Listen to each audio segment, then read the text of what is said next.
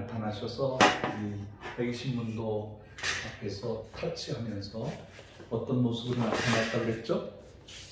불의 혀와 같이, 비둘기와 같이 또 각 사람에게 나타나셨는데, 그 사건 이후로 우리 기독교는 전 세계적인 제1의 구원의 종교로 나타나게 되었습니다. 성령께서 살아 역사하십니다. 그게 증거입니다.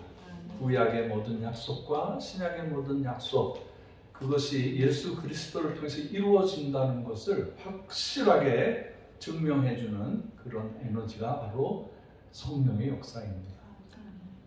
오늘 제목은 예수는 구원의 이름이다. 예수 그리스도만이 우리를 구원해 주신다. 다른 이름은 우리에게 주시지 않으셨다고 했습니다. 우리는 이 종교도 되고 저 종교도 되고 동양에서나 서양에서나 자기들이 생각하는 그 시대에 맞는 종교가 구원이다라고 한다면 우리가 이렇게 생명을 들이지 않고 온 세계에 선교하러 다니면서 피 흘리고 고난받지 않아도 됩니다. 이것은 하나님께로 가는, 천국으로 가는 유일한 마스터키, 그것이 바로 예수의 이름입니다. 열쇠입니다. 그래서 우리는 이 열쇠를 받았기 때문에 베드로가 받은 하늘의 문을 여는 열쇠, 땅의 문을 여는 열쇠를 우리에게 주셨습니다. 그 열쇠가 바로 예수 그리스도예요. 예수의 이름을 가지고 갈 때 모든 역사가 나타나게 되는 줄을 믿습니다. 오늘 본문 말씀에 보면 사도 베드로가 복음을 전하는데 어떤 사람들에게 전하고 있냐면 바로 조금 전에 예수 그리스도를 십자가에 못 박은 아주 사악한 유대인들, 제사장들과 사두개파와 이런 모든 사람들 앞에서 담대하게 전하는 것입니다. 구원의 이름은 오직 예수 그리스도만 가지고 계시다. 너희가 십자가에 못 박은 하나님의 아들 예수가 죽은 자 가운데서 다시 살아나셨다. 나사렛 예수 그리스도의 이름으로 내가 다시 여러분들 앞에 서서 외친다. 그 자기를 죽이려고 하는 사람들 앞에서 담대하게 외쳤습니다.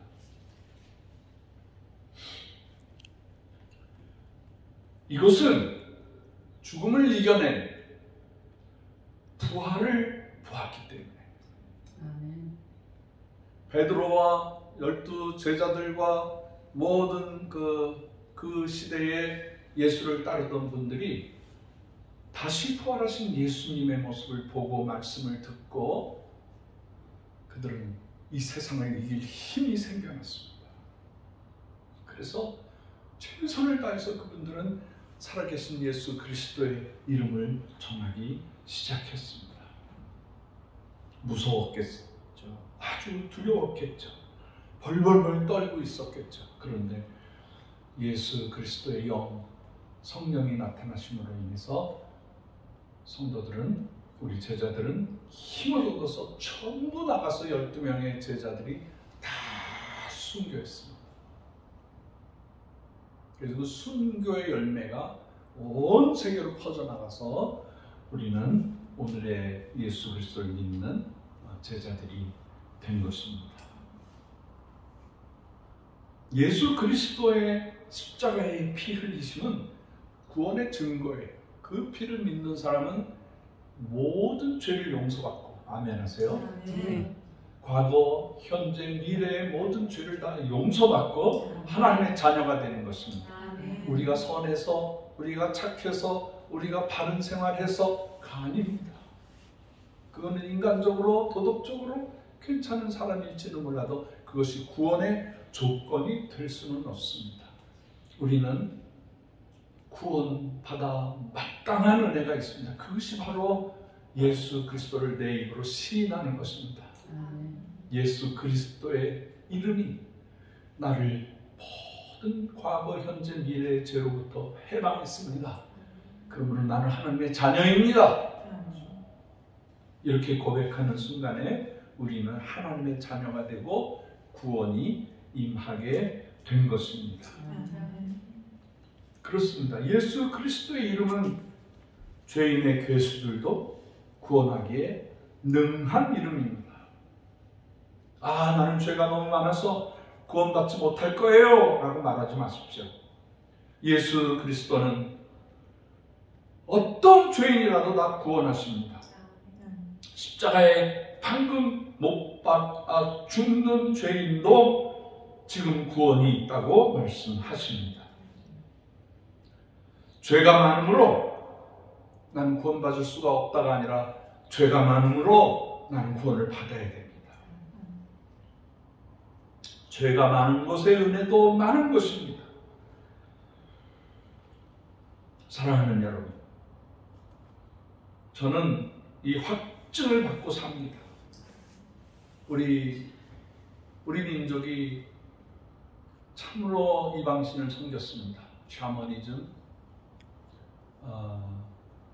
불교, 유교, 거기에다가 토종비결까지, 정도령 사상까지, 정말 우리 민족이 어디가 구원이냐고 몸부림칠 때 사람들이 나타나서 내가 구원자다, 내가 너희를 선한 곳으로, 내가 너희를 극락으로 인도하리라 하는 속임을 당했습니다.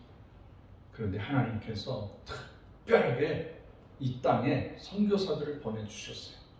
그래서 그 선교사님들이 순교당하면서 질병으로 돌아가시면서 그분들은 우리 조선민족, 우리 한민족에게 예수 그리스도의 이름을 전해주었어요. 그래 우리가 구원받게 된 것입니다.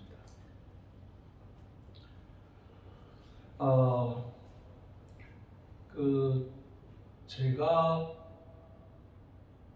저희 외숙모님이 이제 돌아가셨는데 98세로 돌아가셨는데 외숙모님이 저한테만 그런 말씀하셨어요.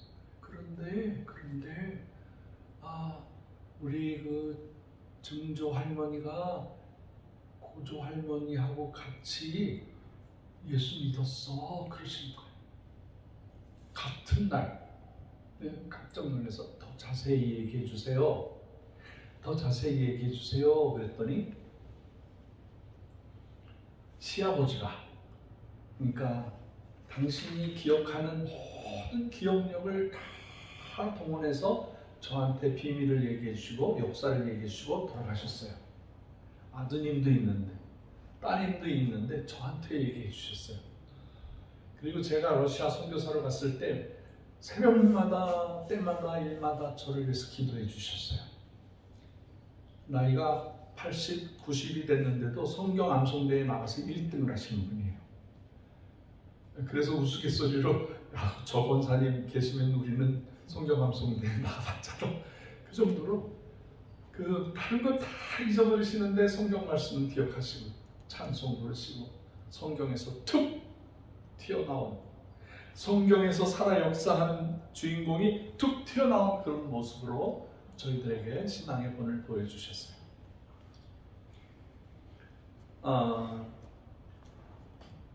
그러니까 그 외숙모님의 시아버지를 섬겼는데 시어머니는 아이를 7명을 낳았는데 둘은 그만 질병으로 죽었어요. 또 둘은 유교사변이 터짐으로 학도병으로 나가서 둘이 순국했어요. 그래서 제가 어디죠? 거기 현충원? 흑석동에 있나요? 예, 거기에 가서 보니까 우리 외삼촌의 이름이 2분이 기록되어 있더라고요. 그리고 또 저희 큰아버지는 거기 또 묘소에 소령 박승 갑자기 생각이 안 나는데 거기에도 무덤이 있으셔요. 근데 저희 집안은 이렇게 저렇게 생각해봐도 나라와 민족을 위해서 살았던 것 같아요. 그런데 이 시아버지가 5살 때 병이 들어서 1880 몇 년도라고 해요. 전염병이 돌아서 온몸이 죽어져가기 시작했어요. 오늘 아침에 와서 보니까 보더 콜리 아주 잘생긴 개인데 무지개 건너갔더라고요. 그래서 제가 이렇게 뭘 덮어줬어요. 네. 그 목줄도 다 풀어드리고 우리 이유선 목사님이 막 기도해 주면서 우시더라고. 가기 전에 이 아이가 불쌍한 아이인데 먼저 살던 분들이 저한테 허락도 안 받고 그냥 남겨두고 가버렸어요. 그러니까 유기견이었죠. 제가 몇 번 전화로 문자로 강아지 가져가세요, 개 가져가세요. 그래도 대답도 안 해요. 그래서 우리가 데리고 있는 동안에 열심히 먹이고 돌봐줬는데 돌아가셨어요. 돌아갔다는 말이 변생이 이제 뻣뻣하게. 근데 어젯밤에 꿀물도 타주고 우리 칼톡에 계신 개를 좋아하시는 한 교수님이 계신데 그분이 문자로 이거 북어 대가리 국물을 삶아서 주면 모든 해독이 됩니다. 그래서 또 그렇게 해드렸어. 해드리고 이거 삼키지를 못해서 물도 삼키지를 못해서 주사기로 이렇게 계속 입을 벌려놓고 병원에 가서 치료도 해줬는데 모기가 여름 내내 모기들이 달라붙어서 이제 물으면 그것이 여러 해 지나면서 폐로 온몸에 이렇게 모기 유충이 돌아다니다가 심장에 또 폐에 머물면서 갉아먹는데요. 그래서 이 아이가 그 사상충에 의해서 죽었어요. 우리 그 할아버님이 그러니까 사람인데 5살 된 아이인데 전염병에 걸려서 이제 죽기 일보 직전이 된 거죠. 그때 그 준비하는 게 충청도 전라도 그 지방에서는요 옛날 우리가 삼한 시절에 진안, 마한, 변한 이렇게 삼한 시절에 저쪽 그 서해안 쪽에 계신 분들은 사람이 죽으면 아기가 죽으면 항아리에다 넣어서 묻었어요. 그리고 어른이 죽으면 항아리가 작으니까 항아리 2개를 이렇게 해서 그게 관이었었어요. 지금도 옛날 그 무덤을 발견하면 사람을 항아리 속에다가 넣어서 묻은 것을 알 수가 있어요. 그래서 이제 가만히 준비하고 항아리 준비하고 아이를 가만히에다 둘둘둘 싸서 이제 갖다 땅에다 묻으려고 그러는데 이 아이가 그 한 생명이잖아요. 생명이 나이는 많지는 않지만 그 어머님 심정이 어떻겠어요? 어머니가 그냥 그 아이 붙잡고 조금이라도 살리려고 뭐 그런데 지나가는 사람이 저기 좋은 용한 무당이 왔대. 한번 가봐 그랬대요. 그래서 이제 그 무당을 찾아간 거죠. 애를 들쳐갖고. 그랬더니 그 무당이 이렇게 보면서 그러더래요. 틀렸군 그러더래요. 아니 말이나 좀 하고 좋은 말이나 해주면 되는데 틀렸군 그러더래요. 그나마 마지막 희망을 잡았는데 틀렸군 그러니까 얼마나 부정적인 말에 그 시험이 들었겠어요. 축 늘어져서 이제 나가니까 그 무당이 그러더래요. 그 서양 귀신한테나 가봐 그러더래요. 세상에 용한 무당이었나 봐. 그래서 그 아이를 들쳐내 물어서 서양 귀신한테 갔대요.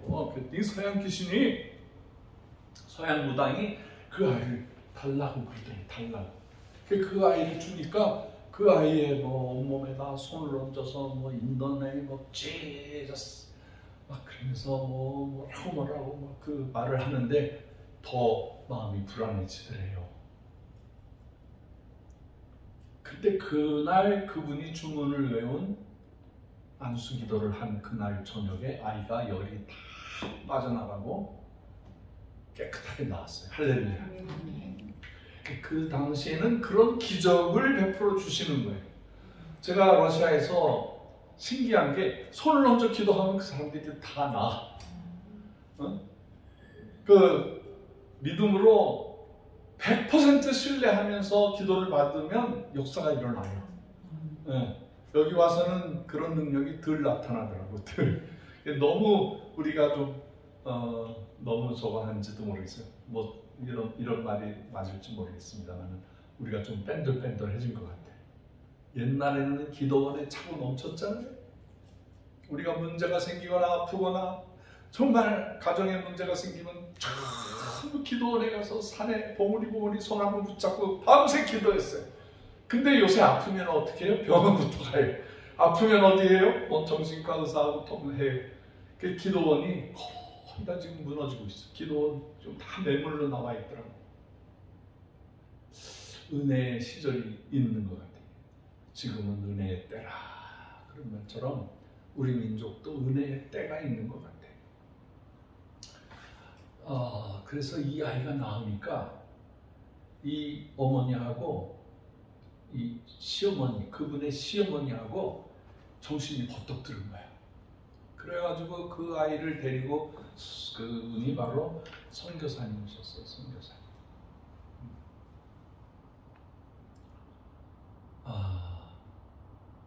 5살 때 신유의 역사로 낳게 되니까 그 어머니와 시어머니가 같은 날 세례받고 같은 날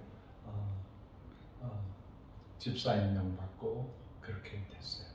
그래서 제가 그 어머니, 아버지 때 1대, 2대, 그다음에 할아버지, 그 할아버지의 어머니, 그 어머니의 시어머니 하면은 벌써 제가 5대예요.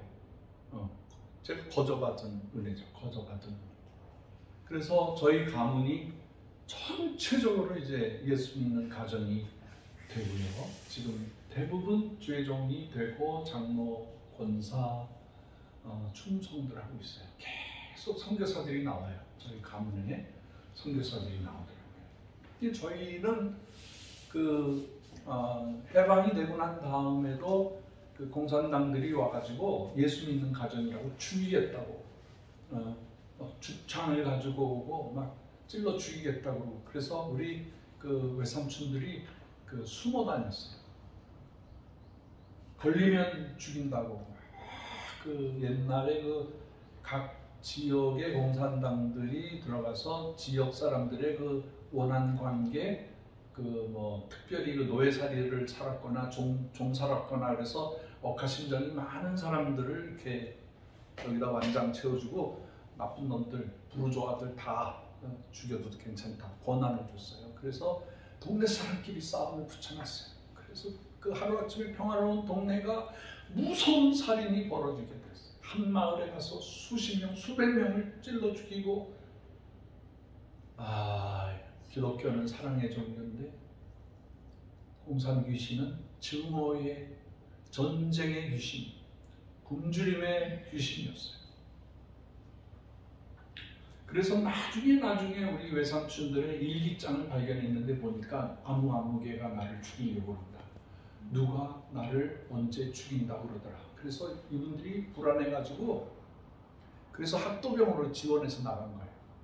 보니까. 어쨌든 그렇게 해서 저희 가정이 고난의 시절이 있었지만 국가를 위해서, 하나님의 교회를 위해서 큰 일을 담당을 했어요. 참 저희 가정의 구원이에요. 구원의 역사예요. 제가 그 모습을 듣고 우리 가정이 선교사님에 의해서 구원받은 놀라운 가정이라는 걸 인지하게 되고 모태신앙으로 주일학교 교육을 철저히 받았어요. 주일학교 때부터 제가 계속 새벽기도 나갔어요. 주일학교 오전 예배, 오후 예배만 드리는 게 아니라 어머니 따라서 수요 예배, 금요일, 주일날 낮 예배, 오후 예배, 저녁 예배까지 다 참석하고 5살 되기 전에 사도신경, 주기도문, 성경구절, 찬송가 다 외웠어요. 제가 5살 때 즐겨 부르던 찬송가가 있대요. 저는 기억이 안 나는데요. 어머니가 알려주시더라고요. 나는 예수 따라가는, 그게 꽤 길거든요.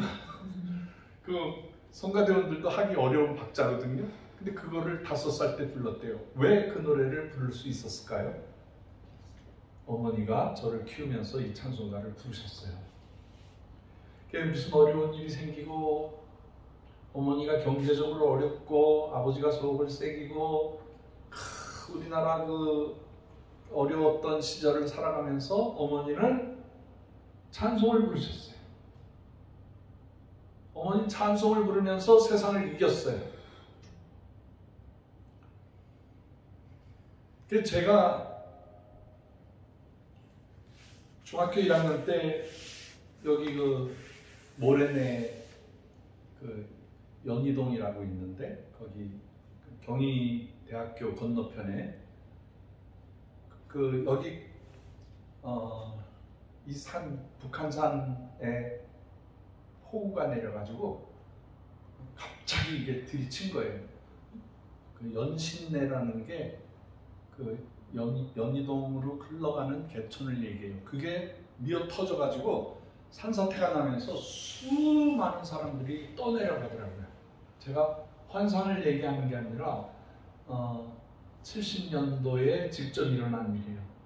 이렇게 뚝에서 보니까 사람들이 이렇게 불어 터져서 떠내려가는 거예요. 그분들은 산사태로 죽었고 그 다음에 비가 계속 오니까 파헤쳐서 이 연희동 이 개천으로 흘러가는데 수십 명의 수백 명의 사람들이 죽어서 퉁퉁 불어서 그 쓸어 내려가는데 제가 그 손을 가서 건지고 싶은데 그 물살이 급류라서 저도 들어가면 빠질 것 같아요. 그리고 동네 사람들이 모여가지고요. 이거 언제 뚝이 무너질래나? 이 뚝이 언제 무너질래나? 그 걱정하고 있어. 그래 나도 무섭고 계속 비가 내리는 거예요. 잔잔한 비가 계속 내리는 거예요. 그래서 저도 불안하고 무서워서 이렇게 집으로 들어왔더니 어머니가 찬송을 부르고 계시더라고요. 네. 그 세상 모든 사람들이 두려워하고 재난이 닥치고 있는데 어머니 찬송 부르고 있더라고요. 근데 제가 중학교 1학년짜리가 그게 너무 안심되고 좋아서 눈물이 핑 돌더라고요. 그래서 어머니 옆에 같이 앉아서 합동 찬송가를 부르기 시작했어요. 그래서 그 평화로움이 너무 좋아서 어떻게 하다 보니까 결혼 얘기가 나오고 네가 결혼하게 되면 너는 박형서인데 너희 자녀를 낳으면 박찬으로 시작한다. 너무나 간단하잖아요. 그러면 내 아이들을 찬양이 찬송이 찬미라고 해야 되겠다. 그렇게 결정한 거예요. 대단한 사건도 아니에요. 그게 어머니의 그 찬송 부르는 게 너무 감사해서 그래서 약속을 한 거를 제가 지켰어요.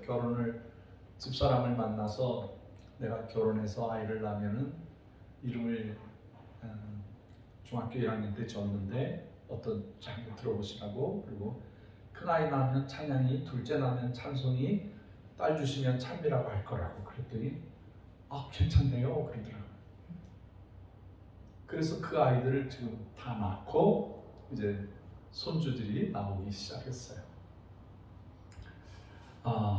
이거는 저에게 누구한테 전도를 받아서가 아니라 제 피에부터 내려오는 이게 신앙의 유전자예요. 여러분들도 아마 그런 놀라운 역사들이 있을 거예요. 그래서 저는 예수 믿고 구원받고 노방전도를 하고 여름 되면은 방학 동안에 열심히 전도하러 다니고 그 모습을 보신 그 천호동 교회 목사님이, 제가 장로교단을 다녔는데 그 목사님이 나를 만나자 그러더라고요. 그래서 그분을 뵀더니 내가 우리 형제의 얘기를 들었다. 내가 장학금하고 신학대학을 보내줄 테니까 공부해라 그러시더라고요. 그러니까 저는 그때 그 천호동에 있는 중앙장로교회에서 학생회 회장을 하고 거기에서 열심히 신앙생활했는데 그 교회가 너무 싸우더라고요. 매년마다 싸우. 그 별것도 아닌데 목사님 옹호하는 팀과 목사님 반대하는 팀하고 막 머리 터지게 싸워. 사무총회 공동의회 할 때 보면은 막 경찰 100차가 와가지고 나중에는 뭐 성질난 파가 막 바가지에다가 이렇게 화장실 그걸 퍼가지고 막 뿌리고 그러더라고요. 이게 도대체 성령의 역사가 아닌 악령의 역사가 나타나는 거예요. 그러니까 저는 이제 청년 회원들하고 금요일 날이나 주일 날 저녁에 온상에 가서 우리 교인들 온상에 가서 철야 기도를 한 거예요.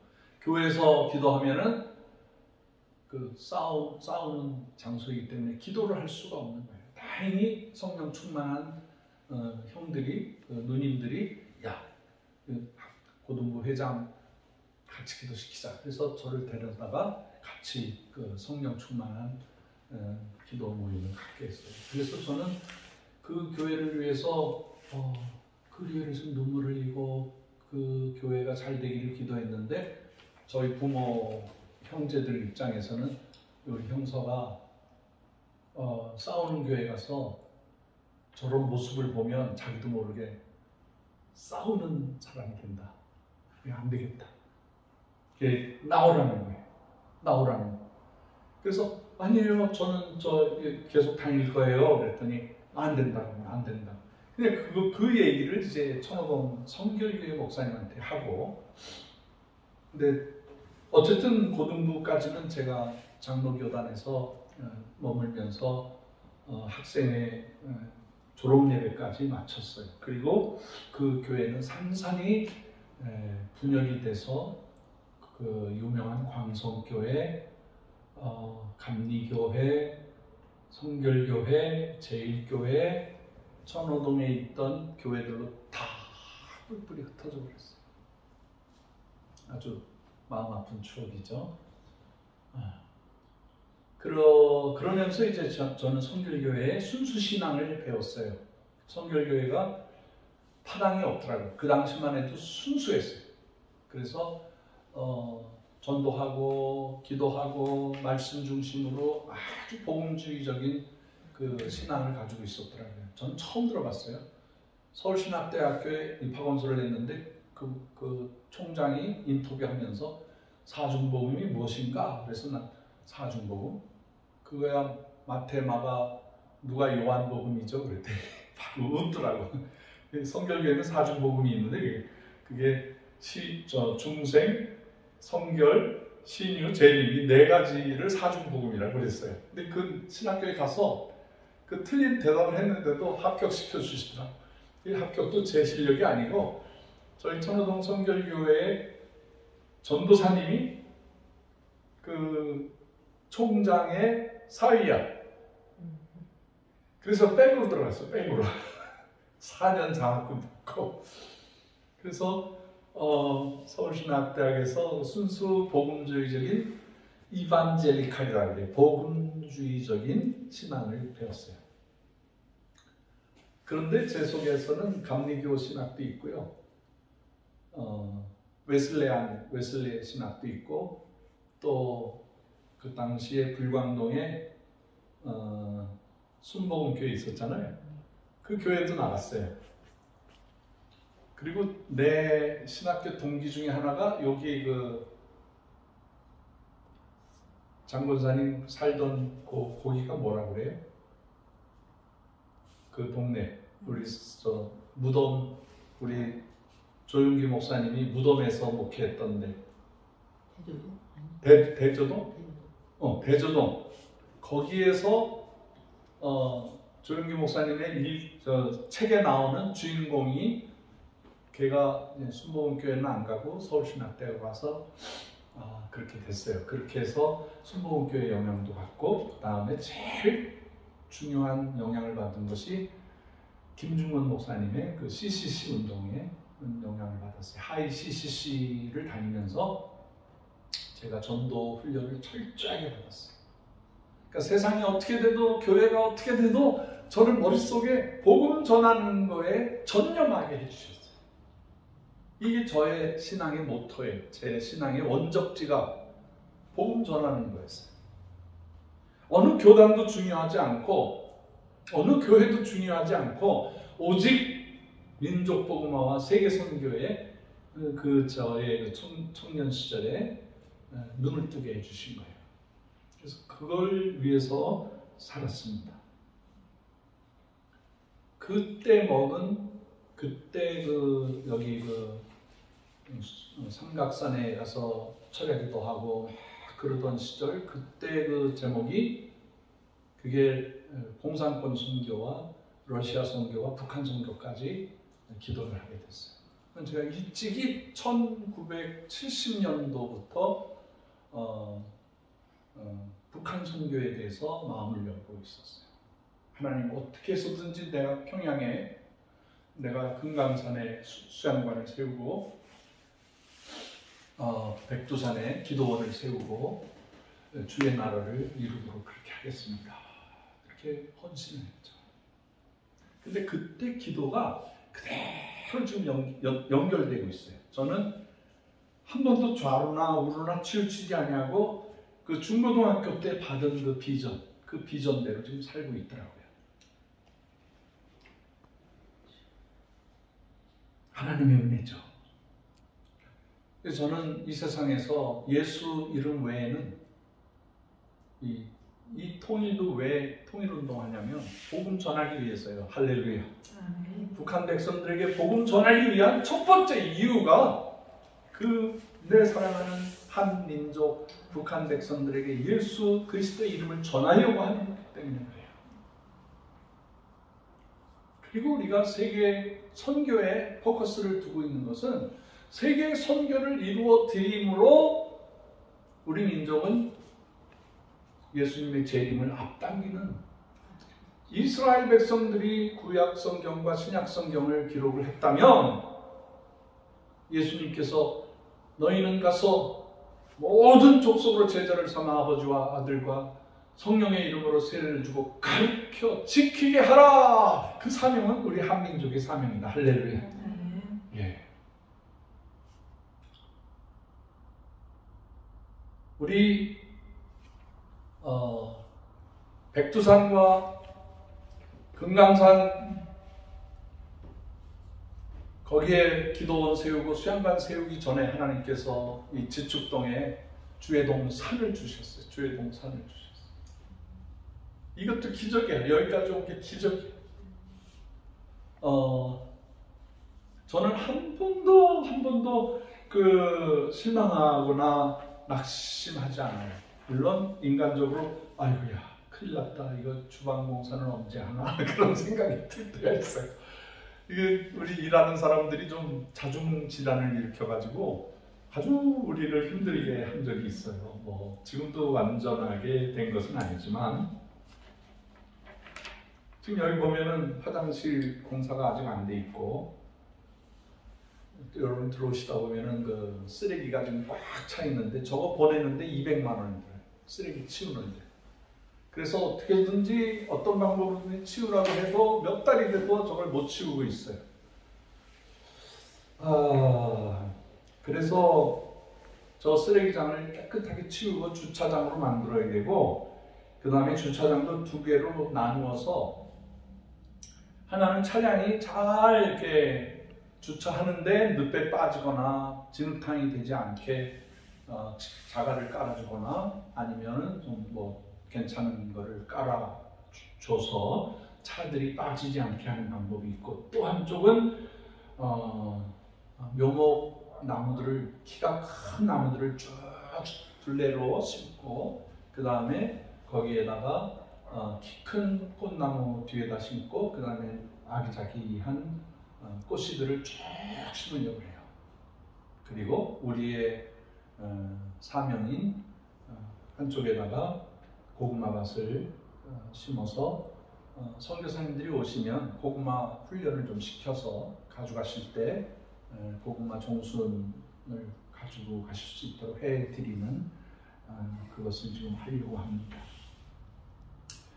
주의 동사는 뭐 첫 번째 저게 말씀의 동산이고, 주의 동사는 제일 먼저 아름다워야 돼. 아름다워야 돼. 그래서 우선은 우리가 뭐 큰 돈을 들여서 조경을 하거나 이럴 수는 없지만 나무를 골고루 심어서 나무 숲이 돼야 되고, 그 다음에 우리가 봄이나 여름에 가을에 이 주차장 길을 가다 보면은 꽃이 가득 펴서 그냥 마음이 편안해지고, 꽃 앞에서 사진도 찍고, 그 밑에 이제 풀도 매주고, 김도 매주고, 저희가 아직 못한 게 입구에, 이쪽 입구나 이쪽 입구에다가 높은 십자가를 세워야 되고, 그 다음에 이 주변으로 동그랗게 만국기, 우리가 선교하는, 우리가 지원하는 선교사님들 국기를 쫙 바르려고 해요. 여기 오면 늘 온 세계의 깃발이 바람에 휘날리는 세계 선교의 센터가 될 수 있도록 그렇게 하는 거예요. 그 다음에 이 동산에 전쟁이 나도 원자 폭탄이 터져도 안심되는 피난처를 만드는 것. 그게 동굴 찬양교회예요. 미국이나 유럽에서 전쟁의 공포가 생기니까 땅속 깊이 들어가서 거기에 아파트처럼 지하 동굴에다가 산소, 먹을 거, 물, 공기를 청정시키는 거 다 하는데 40만 달러에서 100만 달러 이상을 줘야지 몇 평을 얻어서 들어갈 수가 있대요. 근데 저는 그래요. 이 동산에 땅굴을 파면 적어도 300~400명은 들어갈 수 있게 해야 되겠다.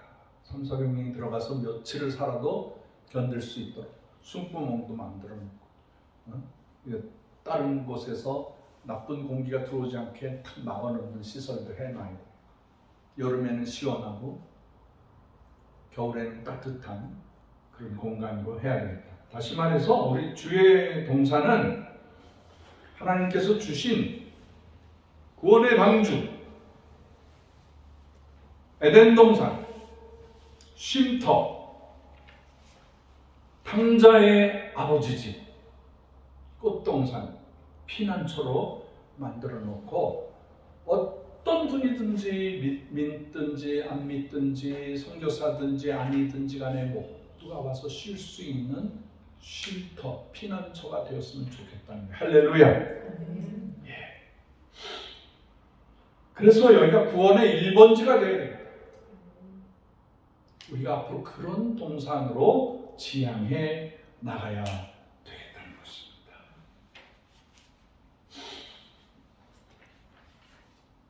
우리 지지난 주간에 아주 마음고생을 많이 한 얘기를 살짝 할게요. 제가 카톡에도 얘기 안 하고 우리 중심되는 우리 천사 회원님들한테도 쉐어를 못 했는데 좀 쉐어를 하는 게 좋겠다 싶어요. 이 공사를 진행하다 보니까 와서 일하시는 분들이 여러 분들이 오세요. 뭐 여기 직업 소개해주는 거기에서 새로운 분들이 와서 또 자기가 맡은 분야 해주고 가고, 저기 금손의 집에서도 형제들이 와서 도와주고 그러는데, 어쩌다 보니까 자기들끼리 자중질환이 일어나는 거예요. 자기들끼리 싸워. 그럼 거기에 뭐 우리가 관여할 건 안 되지만 또 이렇게 금전을 이렇게 자기들이 뭐 자재 사고 뭐 하고 그러고 난 다음에 저희들한테 청구를 하는데 500만 원 갚으면 또 500만 원, 또 800만 원, 막 1200만 원 내라, 1500만 원 내라 막 이러는 거예요. 감당할 수가 없더라고요.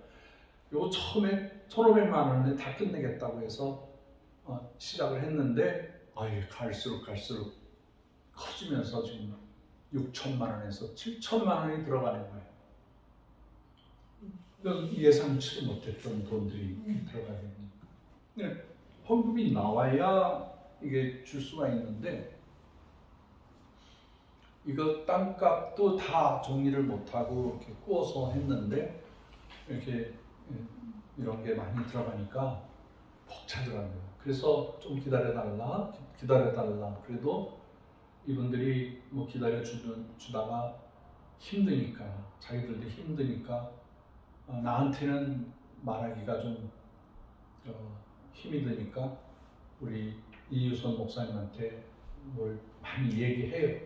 그럼 나는 중간에서 이렇게 교통정리하고 가능하면 우리 일하시는 분들하고는 의의가 상하지 않으려고 하고 이유선 목사님이 편안하게 사람들 이렇게 잘 관리해주고 급할 땐 자기 쌈짓돈 다 내놓고 뭐 이번에도 굉장히 많은 돈을 개인적으로 이렇게 입체를 해주셨어요. 그래서 그러던 차에 문제가 있던 분 중에 한 분이 이유선 목사님한테 전화를 대고 막 퍼붓는 말을 내가 전화기를 듣고 계시는데 퍼붓더라고요. 근데 뭐 내가 듣고 싶어서 들은 게 아니고 뭐 그걸로 크게 들은 것도 아니고 목사님이 이렇게 듣고 있는데 그 소리가 나한테 다 들렸어. 근데 내가 막 머리 끝까지 화가 났었어요. 목사가 화내는 건 참 괴로운 일이지만은 제가 의분이 생겼어. 그리고 제가 무능해가지고 이거 어떻게 해야 할 정도로 고통을 준 얘기예요. 이거 어디 가서 이거는 녹음해서 제해야 되는데 그냥 뭐 기도해달라고 말씀하겠습니다. 이 돈을 잔금을 안 주니까 막 욕하면서 이 성전을 불태워버리겠다. 그리고 사람도 찔러 죽이고 자기도 감옥에 다시 가겠다는. 이거는 세상에서 이런 말 쓰면은 이건 공갈 협박, 명예훼손, 바로 감옥에 가는 거예요. 이 거룩한 성전을 짓고 잔금 좀 못 줬다고 불태워버리겠다는 거예요. 그 말을 들으니까 며칠을 참는데도 막 견딜 수가 없는 거예요.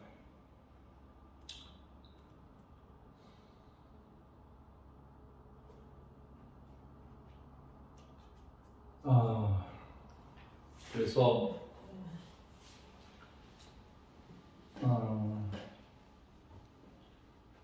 그래서 제가 카톡에 이 내용은 다 말하지 않고 잔금 때문에 헌금을 좀 해주세요. 헌금을 급하게 좀 해주십시오. 그랬더니 우리 천사 회원들이 이유도 모르고 그냥 헌금을 보내주시더라고요. 너무 감사해요.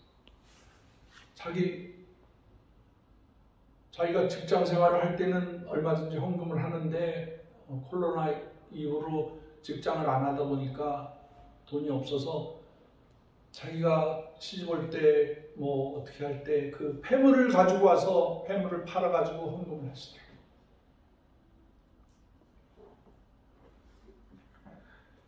이거 어느 분이 무명으로 해달라고 그래서 보니까 여기 금 24금으로 만든 십자가 하고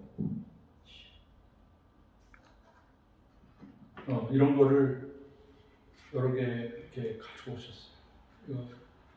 이거라도 해서 팔아서 성전 빨리 완공하라고.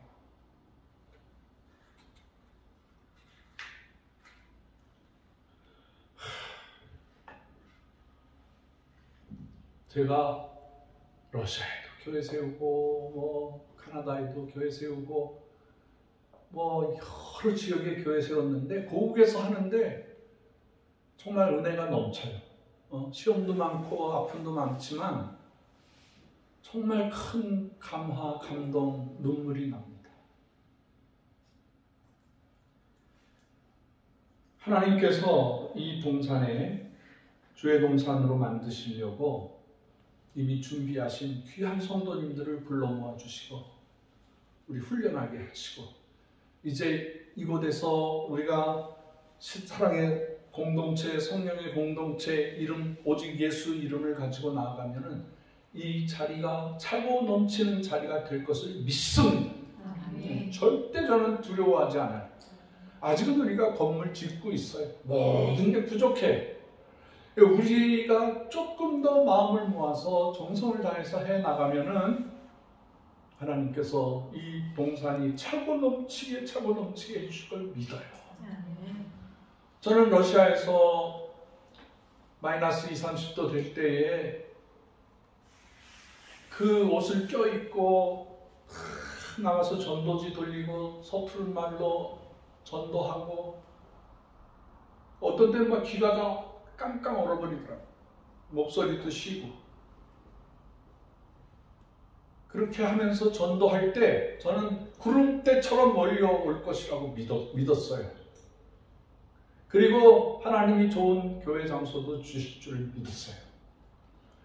내가 잘방도 없고 어떤 할머니가 80 넘으신 노도라라는 할머니, 고려인 할머니를 만나서 제가 전도할 때 머물 때가 있냐고 그러면서 저한테 와서 자기 집에 와 있어요. 가보니까 아들도 있고 다 있는데 저 하나를 위해서 다 다른 집으로 가서 살더라고요. 그 노도라 할머니는 정신병원에 입원을 했어. 자기 정신이 없다고. 그러면서 저한테 살 수 있는 방을 하나 주셔서 거기에서 열심히 전도하다가 병원에 가서 전도함으로 병원 원장이 가마 감동돼서 큰 500명 모이는 강당을 주고 10년 동안 거기에서 전도하고 복음을 전할 수 있는 그런 것으로 해주셨어요. 그래서 교회를 세운 지 한 달, 두 달 됐는데 300명, 400명이 모이기 시작하는 거예요. 할렐루야. 그런 걸 봤어요. 제가 길거리에서 노방전도하고 축포전도하고 아파트 두드리면서 복음을 전하는 그것을 하나님이 미쁘게 보셔서 여러분 제일 어려운 것 중에 선교보다 어려운 게 개척교회예요. 할렐루야. 개척교회 목사님들 얼마나 고생하는 줄 아세요? 근데 저는 이 나이에 다시 개척을 하는 거야. 근데 여러분들과 같이 하고 있어. 이제 3월 중순, 하순 되면서 드디어 우리가 지축역에 나가서 노방전도를 하려고 해요. 띠 띄우고 가서 우리가 전도지도 좀 구상을 해놓고 있어요. 전도해야 돼요. 여기서는 그냥 거저되겠지가 아니라 열심히 전도해요. 열심히 찬양해요. 이번에 3월 달에 지난번 우리 입당 예배 할 때 찬양을 지원해 주신 분들이 자기들끼리 의논을 했대요. 아유 우리 주의 동산에 가서 찬양합시다. 그래서 3월 달 안에 오시겠대. 날짜 정해달라고 그랬더니 뭐 그냥 우리끼리 모여서 찬양하면 되니까요. 선교사님 부담 갖지 마시고요. 그래서 3월 달에 오셔서 찬양 예배 인도해 주시겠다고요. 그게 이제 아마 헌당 예배 전야제가 될 거고요. 그다음에 4월 첫 번째 주일날 고난주간이에요. 그때가 고난주간에 그 필통성교회에서 찬양하시는 분, 악기 연주하시는 분, 몸 찬양하시는 분들이 다 와서 우리 미얀마 친족을 위한 음악회 연합 예배를 같이 드리자. 아유 감사합니다. 또 연락이 왔어요.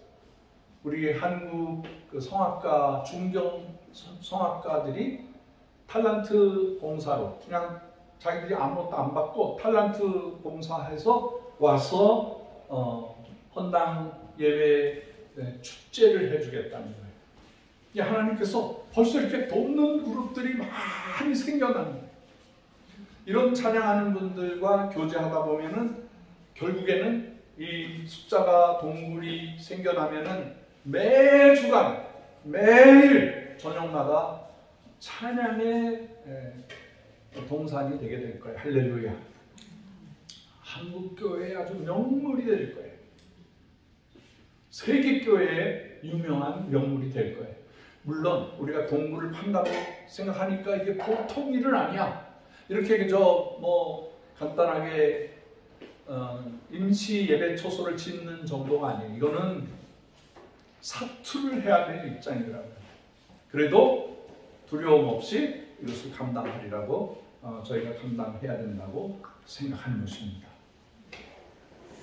예수 이름 때문에, 예수 이름을 증거하기 위해서 이것을 거룩한 산으로 만들어야 되겠습니다. 오늘 제가 하루 종일 좀 우울했어요. 그게 무슨 뭐 대단한 영향력은 아니지만 우리 보도컬리 우리 이유선 목사님이 가기 전에 걔한테 이름을 지어줬어요. 은총이라고. 참 잘하셨어. 기도를 하시면서 우시더라고. 그럼 은총아, 은총아, 살아나라, 살아나라. 우리 회원들이 기도도 많이 해주시고, 근데 이 아이가 아침에 와보니까 편한 눈으로 눈이 떠 있어요. 그리고 뭐 으르렁거리는 모습도 아니고 정말 평화롭게 무지개 타고 건너갔어요. 근데 이 친구가 마지막에 아주 여한이 없는 사랑을 받고 갔어요. 이 아이에 대해서 잘 키워주고 싶었어요. 이 아이를 조금만 날씨 따뜻하면 물을 좀 데펴가지고 목욕 깨끗하게 씻기고, 그 다음 털이 막 떡져가지고 있는데 그거 다 잘라서 깨끗하게 해서 춥지 않게 옷도 해 입히고, 그래서 끌고 다니면서 이렇게 같이 산보도 하고 싶었어요. 그런데 가고 나니까 제가 인생 중에 3마리 개가 저한테 왔다가 갔어요. 다 죽었어, 3마리 개가. 근데 그 생각이 많이 나고, 어찌건 유기견으로 왔지만, 유기견으로 와서 이름도 없이 뭐 먼저 살던 사람들이 가져가겠지 그랬는데, 여기서 이제 그 죽음을 정리해 주니까 더 잘해줄 거 그런 생각이 났습니다. 주의 동산은 유기견도 와야 되고, 또 집 없는 사람들, 오고 갈 데 없는 분들, 이런 분들이 와서 쉬고 마음의 평안을 얻고 이런 예수를 만나서 하나님의 종들이 되는 큰 동산이 되어지게 되기를 간절히 바랍니다. 기도하겠습니다.